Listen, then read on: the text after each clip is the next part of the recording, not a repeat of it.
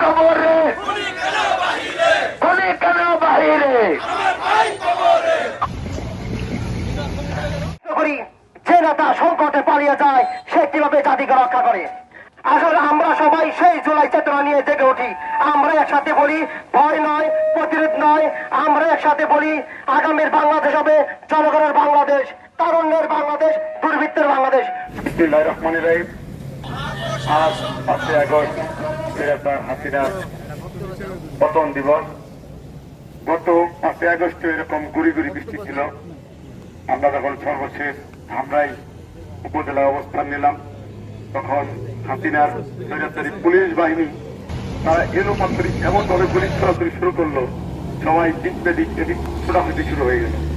আমরা ওইখান থেকে আমাদের আন্দোলন সফল করে যার যার নিরাপদ স্থান আমরা যখন পৌঁছাই, আমরা তখন একটু গুড়ি গুড়ি বৃষ্টি হয়। তখন আমাদের চোখ ছিল টিভির পর্দায় যে কখন সেনা প্রধান ভাষণ দেবেন। একটা সময় দেখা গেল যে ইন্টারনেট চলে আসলো, তখন আমরা দেশবাসী এবং নেতা কর্মীরা মিলে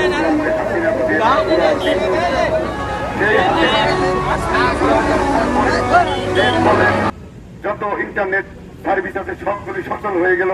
সেনা প্রধান ভাষণ দিল এবং অন্তর্বর্তীকালীন সরকার গঠিত হলো।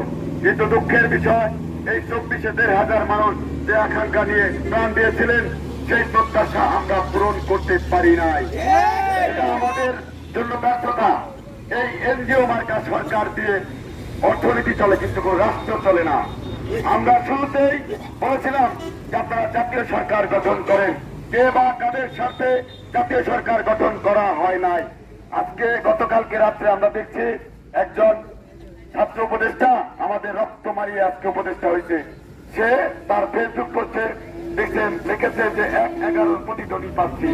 আসলে কারা এই বিদেশিদের ষড়যন্ত্র করে আনতে যাচ্ছে, এটি দেশবাসীকে পরিষ্কার করা উচিত। আজকে প্রথম দিবস হিসাবে যেখানে মাননীয় উপদেষ্টা উনি মানিককে অভিনুতে সারা বাংলাদেশের মানুষকে এই পতন আন্দোলন দিবস উদযাপন করতে, সেখানে এই চক্রান্তকারীরা কক্সবাজারে পিটার হাতের হাতে মিটিং করতেছে। এটা কোন ষড়যন্ত্র, আমরা সেটা রুখে দিতে চাই।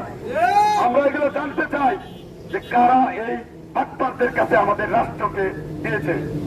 এই ধান্দাবাজদের কারণে অনেক মানুষ তরুণদের প্রতি ঘৃণায় আই হেট পলিটিক্সে চলে আসছে। আমাদের যে একটা সম্ভাবনা ছিল সেটি তারা নষ্ট করে দিতে চাচ্ছে। তবে আমরা গণ অধিকার পরিষদ নেতা কর্মীরা বেঁচে থাকতে জুলাই নিয়ে কাউকে তামাশা করতে দেব না। এই জুলাই কারো কাছে বিক্রি করে দেয় নাই। এই জুলাই সর্বসাধারণ মানুষের, সকল শ্রেণী পেশার মানুষের, এই জুলাইকে ধারণ করে আগামীর বাংলাদেশ আমরা বিনির্মাণ করব। যেইবার যারা এই জুলাইকে নিয়ে ব্যবসা করতে চাইবে তাদেরকে আমরা প্রতিহত করব। আমরা ইতিমধ্যে দেখেছি সচিবালয়ে কিছু আওয়ামী লীগের ঘাটতি মারা সচিবরা ওখানে রয়ে গেছে। তারা যে কোনো ভাবে একটা গ্যাঞ্জাম লাগিয়ে নির্বাচনকে দীর্ঘায়িত করতে চায়, তাদের আখের গোছাতে চায়। ইতিমধ্যে তারা 3টা নির্বাচন করেছে, তার ডকুমেন্টস গুলো তারা পুড়িয়ে দিতে চায়, একটা দিয়েছেও তারা। আমরা যদি ছাত্র জনতা, সকল রাজনৈতিক দল নেতৃবৃন্দ সজাগ থাকি, কোনোভাবেই সম্ভব না। এই জুলাইকে ব্যর্থ হতে দেওয়া যাবে না। এই জুলাই আমাদের সম্পদ। এই জুলাই আমরা দীর্ঘ 52 বছর লড়াই সংগ্রাম করার পরে এই বাংলাদেশের দ্বিতীয় স্বাধীনতা আমরা নিয়ে আসতে পেরেছি। এই স্বাধীনতাকে বিলীন হতে আমরা দেব না। যারা এই জুলাইকে বিতর্কিত করতে চাচ্ছেন তাদেরকে অতি দ্রুত সত্ত্বে আইনের আওতায় আনতে হবে। যদি তাদেরকে আইনের আওতায় আনা না হয়, আমরা আবার ছাত্র জনতাকে নিয়ে আবার রাজপথে মিছিলে নেমে যাব। সকলকে ধন্যবাদ। আজকের এই প্রথম দিবসে বৃষ্টি উপেক্ষা করে যারা আমাদের এই বিজয় মিছিলে অংশগ্রহণ করেছেন তাদের কাছে শুভেচ্ছা জানাই, তাদের প্রতি ধন্যবাদ জানাই। আপনারা আছেন বিদায় এই বাংলাদেশ সুন্দর এবং আগামী স্বপ্ন আমরা দেখি।